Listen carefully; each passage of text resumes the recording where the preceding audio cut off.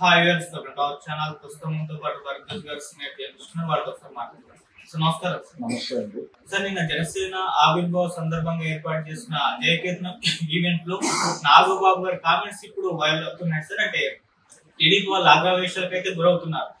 పీఠాపురంలో పవన్ కళ్యాణ్ గారి గెలుపుకి రెండే ఫ్యాక్టర్స్ పనిచేస్తాయి. ఒకటి పవన్ కళ్యాణ్ గారు, రెండవది అక్కడ ప్రజలు, జన సైనికులు ఆయన ప్రజలందరూ కూడా చెప్పారు.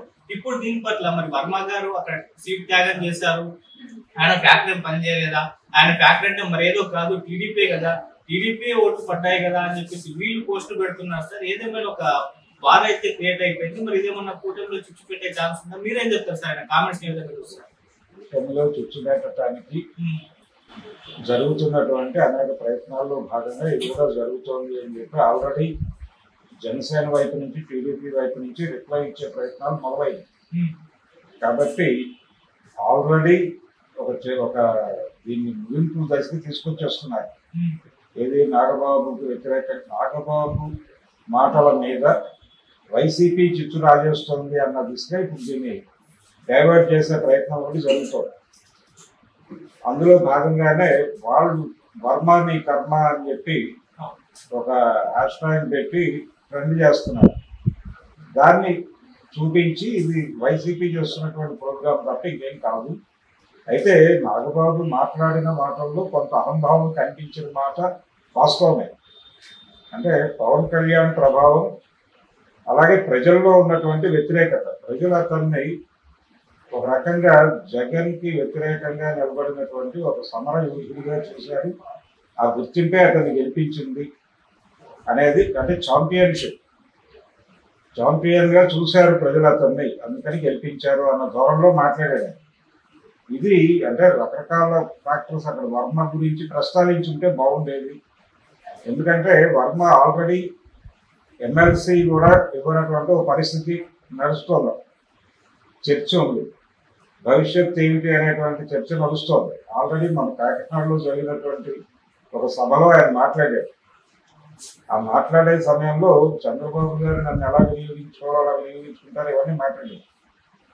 ఈ ధోరణి నడుస్తుండగానే ఇక్కడ ఈ సభ జరగడం పిఠాపురంలో, పైగా పిఠాపురంలో తను గెలవడానికి సంబంధించి అన్ని ఏర్పాట్లు చేసుకుని ఉన్నాడు. ఆ సమయానికి వర్మ చేసుకున్న తర్వాత త్యాగం చేయాల్సి రావడం అనేది నిజంగానే బాధాకరం. తను అన్ని విధాలుగా ఇన్వెస్ట్ చేశాడు. తన అంటే కేవలం డబ్బు రూపంలోనే కాదు, ఇతర అతను దాదాపు 5 ఏళ్ల నుంచి అక్కడ సర్వీస్ మోటోతో పనిచేస్తున్నాడు జనం. ఈ పని చేయడం ద్వారా ఆల్టర్నేటివ్ గా తనే కనిపించే పరిస్థితి కల్పించాడు. తీసుకొచ్చిన తర్వాత తీరా ఇదంతా తీసుకొచ్చి వాళ్ళ చేతుల్లో పెట్టాల్సి వచ్చింది అనేటువంటి ఒక పెయిన్ అతను తొలి దశలో వ్యక్తం చేశాడు. కానీ దాన్ని పక్కన పెట్టి, లేదు కూటమి స్పిరిట్ని కాపాడుకోవడం అనేది ప్రధానం ఇప్పుడు, కాబట్టి నువ్వు త్యాగరాజు అయిపోవాల్సిందే అన్నారు వాళ్ళు. అయిపోయాడు. అయితే ఆ మేరకు తనకు ఏదైనా ప్రాధాన్యత లభిస్తుంది అనుకున్నాడు. కానీ అది కూడా ఏది ఎక్కడ ఏ పోస్ట్లోని వర్మ ప్రస్తావన వస్తుంది, కానీ ప్రతి సందర్భంలోనూ ఆయన్ని పక్కన పెడుతూనే ఉన్నారు.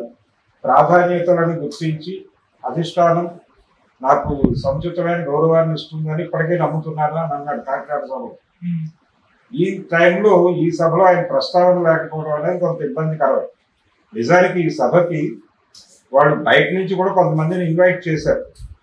ఏది జనసేన పార్టీ, తన పార్టీ వాళ్ళు కాని వాళ్ళని కూడా కొంతమంది జనరల్ ఇంటలెక్చువల్స్ కొంతమందిని పిలిచారు. హైదరాబాద్ నుంచి ఒక ప్రొఫెసర్ ఒక ఆయన వెళ్ళాడు. ఇలా పిలిచినప్పుడు ఈ అకౌంట్ లోనే వర్మన్ కూడా డాష్ మీద నుంచోబెట్టాల్సింది. పెట్టుంటే ఇలాంటి రాంగ్ సిగ్నల్స్ వెళ్ళుండేవి కాదు. అలాగే కూటమి స్పిరిట్ ని నిలబెడుతూ సౌహార్ద సందేశాలు ఇస్తూ తెలుగుదేశం నుంచి ఒకరిని, అలాగే బీజేపీ నుంచి ఒకరిని కూడా వేదిక మీద నిలబెట్టి వారితో మాట్లాడించి ఉంటే ఇంకా బాగుండేది. అంటే పార్టీ ఆవిర్భావ సభ జనసేనదే అయినప్పటికీ ప్రస్తుతం వాళ్ళు రాజకీయాలలో ఇంకో 2 పార్టీలతో మిత్రులుగా ఉన్నారు. ఆ మిత్రులుగా ఉన్నటువంటి పార్టీల నుంచి జనరల్ గా ఐక్య సంఘటన స్పిరిట్ ని ఇలాంటి సభల్లోనే వ్యక్తం చేస్తారు. ఈ ప్రొసీజరల్ వ్యవహారం తెలియక ఆయన వదిలేసి ఉంటాడు. కానీ జనరల్ గా జరిగేది అంటే ఆయన మొదటి మీటింగ్ జనసేన పార్టీని అనౌన్స్ చేసే సమయంలో జరిగినటువంటి 2-3 మీటింగ్స్లో కూడా వేదిక మీద ఎవరూ లేరు. పవన్ కళ్యాణ్ ఖాళీగా ఉన్న వేదిక మీదకి పవన్ కళ్యాణ్ నడుచుకుంటూ వచ్చి అక్కడ ఉన్నటువంటి ప్రజలను ఉద్దేశించి తను ఏం మాట్లాడదలుచుకున్నాడో అది మాట్లాడి దిగి వెళ్ళిపోవడం అనేది జరిగింది. అంటే మేం చెప్తాం మీరు వినండి అనే ధోరణే తప్ప మీ నుంచి కూడా మేము నేర్చుకుంటాం అనేటువంటి పద్ధతి వారికి లేదు అనే విషయం స్పష్టంగా అర్థమవుతుంది. అదే ధోరణిలో వ్యవహరిస్తున్నారు ఇప్పుడు కూడా. నిజానికి తెలుగుదేశం నుంచి కొంతమందిని, బీజేపీ నుంచి కొంతమందిని పిలిచి వేదిక మీద కూర్చోబెట్టి ఉంటే ఆ స్పిరిట్ ఉండేది. నిజంగానే ఎవరిని పిలిచినట్లేదు కదా, వేదిక మీద కేవలం జనసేన మాత్రమే ఉంది. అట్నుంచి కూడా వాళ్ళు సందేశాలు ఇవ్వాలి కదా. జనసేన పార్టీ అభ్యున్నతి కోరుకుంటూ మేమందరం కలిసి ప్రయాణిస్తున్నాం, ఒకే అభిప్రాయాలు కలిగిన వాళ్ళం కాబట్టి జనసేన ఆవిర్భావం నుంచి పవన్ కళ్యాణ్ చేసినటువంటి కృషి వీటిని అభినందిస్తూ వాళ్ళ దగ్గర నుంచి సందేశాలు ఉండాలి కదా. ఆ సందేశాల జాడ ఎక్కడా కనపడలేదు ఈ వేదిక మీద. ట్వీట్ చేశారు, అలాగే ఆయన కూడా వారికి రిప్లై ఇచ్చాడు వేదిక మీద నుంచి.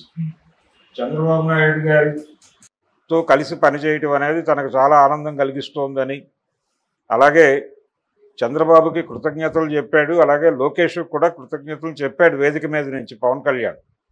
కానీ అది మాత్రమే సరిపోతుందా? వాళ్ళు కూడా వేదిక మీదకి వచ్చి ఒక సందేశం వినిపించుంటే బాగుండేది కదా. ఎవరైనా సరే కనీసం వర్మని పిలిచి అతనితో తెలుగుదేశం పార్టీ సందేశం వినిపించుంటే ఈ స్పిరిట్ జనంలోకి వెళ్ళేది, ఈ రకమైనటువంటి విమర్శలు వచ్చిండేవి కాదు. గతంలో జరిగింది ఇలాగే. అంటే ఆయన నియోజకవర్గ సందర్శనకు వచ్చిన సందర్భాల్లో జరిగిన మీటింగుల్లో వర్మని ఇన్వాల్వ్ చేయటం అనేది కనిపించింది తొలి దశలో. తర్వాత ఎందుకునో ఆయన్ని కొంచెం పక్కకు జరిపినట్టుగా అనిపిస్తోంది. ఇది మరింత ప్రస్ఫుటంగా కనిపిస్తే ఆయన నిర్ణయం ఆయన తీసుకునే ప్రమాదం ఉంది. అప్పుడు ఆయన్ని కంట్రోల్ చేయాలన్నా చంద్రబాబు కంట్రోల్ చేయలేని కండిషన్ కూడా రావచ్చు. అందుకని తన బాధ్యత కూడా ఉంది అక్కడ. వేరే వాళ్ళ నియోజకవర్గం, వాళ్ళు వ్యవసాయానికి సిద్ధం చేసుకున్నటువంటి భూమిలో తను మొక్కలు నాటాడు అనేది ఆయన గుర్తు చేసుకోవాల్సినటువంటి అవసరం ఉంది. అది ఆయన తొలి దశలో చెప్పేవాడు ఆ మాట. వర్మే నా విజయానికి ప్రధానము అనేది. ఇప్పుడు ఆ వీడియో కూడా వాళ్ళు బయటకు తీసి సర్క్యులేట్ చేస్తున్నారు. నా గెలుపుకి కారణం వర్మే అని చెప్పి ఆయన మాట్లాడిన ఇది. సో ఓడ దాటిన తర్వాత బోడి మల్లన్న అన్నటువంటి సామెతను తీసుకొచ్చి ఇప్పుడు పవన్ కళ్యాణ్ మీద పెట్టి నడపటం అనేది పెద్ద కష్టం కాదు అనే పరిస్థితి కల్పించారు వీళ్ళే.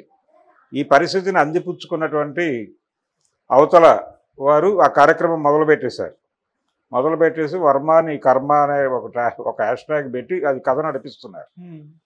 అందుకని ఎప్పుడైనా సరే అవతల వాళ్ళకి మనం ఏమి అవకాశాలు ఇస్తున్నాం మన కార్యక్రమం నుంచి, అవతల వాళ్ళకి మన మీద దాడి చేయటానికి ఏ అవకాశాలు కల్పిస్తున్నాం అనేది క్షుణ్ణంగా తెలుసుకుని మాట్లాడాలి. అలాగే రకరకాల అంశాలు దొరికినాయి దాని మీద, ఆ వేదిక మీద. ఆయన అందరి నుంచి మంచిని తీసుకుని నేను ఒక మంచి ఇది నిర్మాణం చేశాను, కమ్యూనిస్టుల నుంచి, విప్లవ కమ్యూనిస్టుల నుంచి, ఇలా ఆయన చాలా పేర్లు ఉటంకిస్తూ వచ్చాడు. చేగువేరా నుంచి మొదలుపెట్టి చంద్రబాబు నాయుడు వరకు. చేగువేరా టు చంద్రబాబు నాయుడు అన్న పద్ధతిలో, అంటే ఒక రకంగా చంద్రబాబు నాయుడు కూడా కాదు, చేగువేరా టు నరేంద్ర మోడీ అనేటువంటి జర్నీ. ఈ జర్నీని ఆయన ఇక్కడున్న మంచిని అన్నిటినీ కలిపి నేను ఒక టానిక్ తయారు చేస్తున్నాను సమాజానికి అన్న టోన్లో మాట్లాడాడు. దేన్ని కాదనకూడదు కాబట్టి నేను అందరితోనూ ప్రయాణించాను, అందరి దగ్గర ఉన్నటువంటి మంచిని తీసుకున్నాను, నాలో ఆ మంచితనాన్ని ప్రతిఫలింపజేస్తున్నాను, ఇలా మాట్లాడాడు ఆయన. అంటే తన్ని తాను పెంచుకునే ప్రయత్నం చాలా బలంగా చేశాడు. ఆంధ్రప్రదేశ్ రాజకీయాల్లో వేదిక మీద సిద్ధాంతం మాట్లాడగలిగినటువంటి వాడిని నేను ఒక్కడనే అనే విషయం కూడా ప్రపంచానికి చెప్పే ప్రయత్నం చేశాడు పవన్ కళ్యాణ్. ఆయన ఒక రాజకీయ తత్వవేత్త అనే విషయాన్ని ప్రమోట్ చేయడానికి మిగిలిన వక్తలందరూ సాయశక్తులా కృషి చేశారు. నాదెండ్ల మనోహర్ తప్ప మిగిలిన వాళ్ళందరూ ఆ పని చేసిన వాళ్ళే, నాగబాబుతో సహా. నాగబాబు అయితే మా కుటుంబంలో ఒక దైవ సాక్షాత్కారం పొందాం మేము పవన్ కళ్యాణ్ పుట్టుక తర్వాత అన్నట్టుగా ఆయన బిహేవ్ చేశాడు వేదిక మీద. ఇది టోటల్గా జరిగినటువంటి వ్యవహారం. ఇది అయితే ఒకటి, ఇది కూటమిని ఏదో చీల్చేస్తుంది, దీంతో వాళ్ళు ఏదో ఇదైపోతారని అనుకోవడానికి ఆస్కారం లేదు. ఎందుకంటే కూటమిని నడిపిస్తోంది జనసేన కాదు, తెలుగుదేశము కాదు. ఇవన్నీ కూడా ఆటలో భాగం. వీటన్నిటినీ నడిపిస్తున్నటువంటి సూత్రధారి ఢిల్లీలో ఉన్నాడు. భారతీయ జనతా పార్టీ ఆఫీస్ నుంచి జరుగుతుంది ఏదైనా నిర్ణయం, కూటమి ఉండాలా ఓడాలా అనేది.